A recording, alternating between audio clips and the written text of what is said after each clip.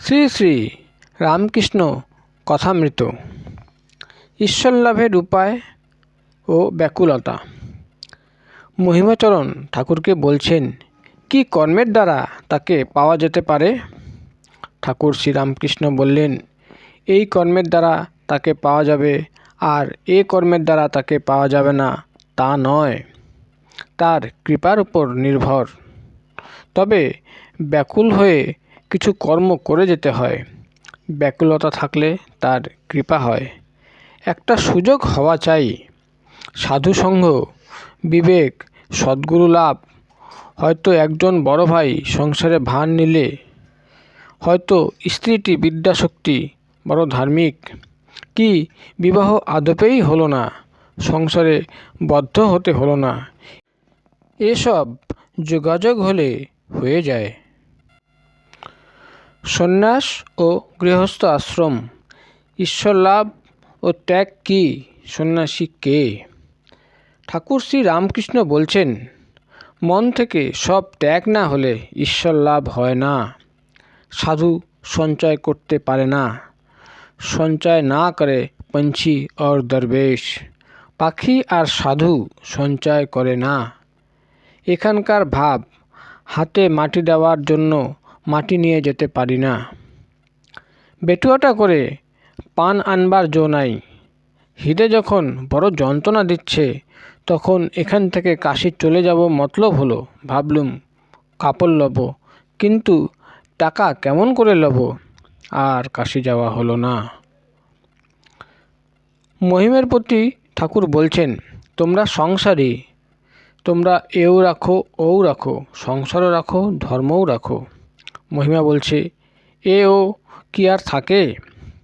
ঠাকুর শ্রীরামকৃষ্ণ বলছেন, আমি পঞ্চবটির কাছে গঙ্গার ধারে টাকা মাটি, মাটি টাকা, টাকাই মাটি, এই বিচার করতে করতে যখন টাকা গঙ্গার জলে ফেলে দিলুম, তখন একটু ভয় হলো। ভাবলুম, আমি কি লক্ষ্মী ছাড়া হলুম? মা লক্ষ্মী যদি খ্যাট বন্ধ করে দেন, তাহলে কি হবে? তখন হাজরার মতো পাটোয়ারি করলুম। বললুম, মা তুমি যেন হৃদয়ে থেকো। একজন তপস্যা করাতে ভগবতী সন্তুষ্ট হয়ে বললেন, তুমি বর লও। সে বলল, মা যদি বর দিবে, তবে এই করো যেন আমি নাতির সঙ্গে সোনার থালে ভাত খাই। এক বরেতে নাতি, ঐশ্বর্য, সোনার থালা সব হয়ে গেল। সকলের হাসি। মন থেকে কামিনী কাঞ্চন ত্যাগ হলে ঈশ্বরে মন যায়। মন গিয়ে লিপ্ত হয়। যিনি বদ্ধ, তিনিই মুক্ত হতে পারেন। ঈশ্বর থেকে বিমুখ হলেই বদ্ধ। নিকটির নিচের কাঁটা উপরের কাঁটা থেকে তফাৎ হয় কখন? যখন নিকটির বাটিতে কামিনী কাঞ্চনের ভার পড়ে। ছেলে ভূমিষ্ঠ হয়ে কেন কাঁদে? গর্ভে ছিলুম, যোগে ছিলুম, ভূমিষ্ঠ হয়ে এই বলে কাঁদে, কাহা এ, কাহা এ, কোথায় এলুম? ঈশ্বরের পাদপদ্ম চিন্তা করছিলাম, এ আবার কোথায় এলুম? তোমাদের পক্ষে মনে ত্যাগ, সংসার অনাসক্ত হয়ে করো। মহিমা বলছেন, তার উপর মন গেলে আর কি সংসার থাকে? ঠাকুর শ্রীরামকৃষ্ণ বলেন, সে কি, সংসার থাকবে না তো কোথায় যাবে? আমি দেখছি যেখানে থাকি রামের অযোধ্যায় আছি। এই জগৎ সংসার রামের অযোধ্যা। রামচন্দ্র গুরুর কাছে জ্ঞান লাভ করার পরে বললেন, আমি সংসার ত্যাগ করব। দশরথ তাকে বুঝাবার জন্য বশিষ্ঠকে পাঠালেন। বশিষ্ঠ দেখলেন রামের তীব্র বৈরাগ্য। তখন বললেন, রাম, আগে আমার সঙ্গে বিচার করো, তারপর সংসার ত্যাগ করো। আচ্ছা, জিজ্ঞাসা করি, সংসার কি ঈশ্বর ছাড়া? তা যদি হয় তুমি ত্যাগ করো। রাম দেখলেন ঈশ্বরই জীব জগৎ সব হয়েছেন, তার সত্তাতে সমস্ত সত্য বলে বোধ হচ্ছে। তখন রামচন্দ্র চুপ করে রইলেন। সংসারে কাম, ক্রোধ এসবের সঙ্গে যুদ্ধ করতে হয়। নানা বাসনার সঙ্গে যুদ্ধ করতে হয়।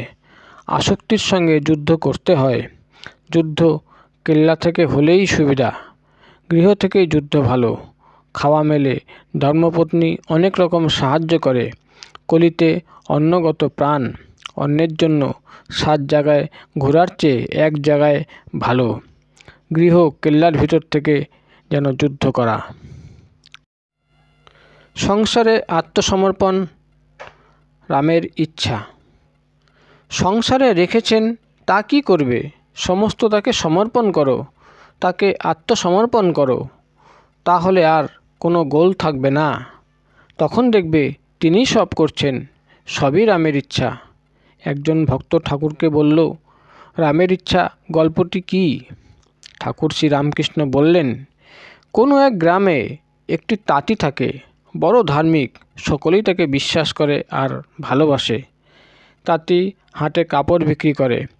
খরিদ্দার দাম জিজ্ঞাসা করলে বলে, রামের ইচ্ছা সুতোর দাম 1 টাকা, রামের ইচ্ছা মেহনতের দাম 4 আনা, রামের ইচ্ছা মুনাফা 2 আনা, কাপড়ের দাম রামের ইচ্ছা 1 টাকা 6 আনা। লোকের এত বিশ্বাস যে তৎক্ষণাৎ দাম ফেলে দিয়ে কাপড় নিত। লোকটি ভারী ভক্ত। রাত্রিতে খাওয়া দাওয়ার পরে অনেকক্ষণ চণ্ডীমণ্ডপে বসে ঈশ্বর চিন্তা করে, তারপর তার নাম গুণ কীর্তন করে। একদিন অনেক রাত হয়েছে, লোকটির ঘুম হচ্ছে না, বসে আছে। একবার তামাক খাচ্ছে। এমন সময় সেই পথ দিয়ে একদল ডাকাত ডাকাতি করতে যাচ্ছে। তাদের মুটের অভাব হওয়াতে ওই তাঁতিকে এসে বলল, আয় আমাদের সঙ্গে। এই বলে হাত ধরে টেনে নিয়ে চলল। তারপর একজন গৃহস্থের বাড়ি গিয়ে ডাকাতি করলে কতকগুলো জিনিস তাঁতির মাথায় দিলে। এমন সময় পুলিশ এসে পড়ল। ডাকাতেরা পালালো, কেবল তাঁতিটি মাথায় মোটসহ ধরা পড়ল। সে রাত্রি তাকে হাজতে রাখা হলো। পরদিন ম্যাজিস্ট্রেট সাহেবের কাছে বিচার। গ্রামের লোক জানতে পেরে সব এসে উপস্থিত। তারা সকলে বললে, হুজুর, এই লোক কখনো ডাকাতি করতে পারে না। সাহেব তখন তাঁতিকে জিজ্ঞাসা করল, কি গো, তোমার কি হয়েছে বলো।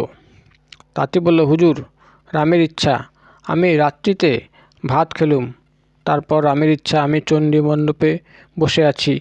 রামের ইচ্ছা অনেক রাত হলো, আমি রামের ইচ্ছা তার চিন্তা করছিলাম আর তার নাম গুণ গান করছিলাম। এমন সময় রামের ইচ্ছা একদল ডাকাত সেই পথ দিয়ে যাচ্ছিল। রামের ইচ্ছা তারা আমায় ধরে টেনে নিয়ে গেল। রামের ইচ্ছা তারা এক গৃহস্থের বাড়ি ডাকাতি করল। রামের ইচ্ছা আমার মাথায় মোট দিলে। এমন সময় রামের ইচ্ছা পুলিশ এসে পড়ল। রামের ইচ্ছা আমি ধরা পড়লুম। তখন রামের ইচ্ছায় পুলিশের লোকেরা হাজতে দিল। আজ সকালে রামের ইচ্ছা হুজুরের কাছে এনেছে। অমন ধার্মিক লোক দেখে সাহেব তাঁতিটিকে ছেড়ে দেওয়ার হুকুম দিল। তাঁতি রাস্তায় বন্ধুদের বলল, রামের ইচ্ছা আমাকে ছেড়ে দিয়েছে। সংসার করা, সন্ন্যাস করা সবই রামের ইচ্ছা। তাই তার উপর সব ফেলে দিয়ে সংসারে কাজ করো, তা না হলে আর কী বা করবে। একজন কেরানি জেলে গিয়েছিল। জেল খাটা শেষ হলে সে জেল থেকে বেরিয়ে এলো। এখন জেল থেকে এসে সে কি কেবল ধেই ধেই করে নাচবে, নাকি কেরানিগিরি করবে? সংসারী যদি জীবনমুক্ত হয়, সে মনে করলে অনায়াসে সংসারে থাকতে পারে। যার জ্ঞান লাভ হয়েছে তার এখান সেখান নাই, তার সব সমান। যার সেখানে আছে তার এখানেও আছে।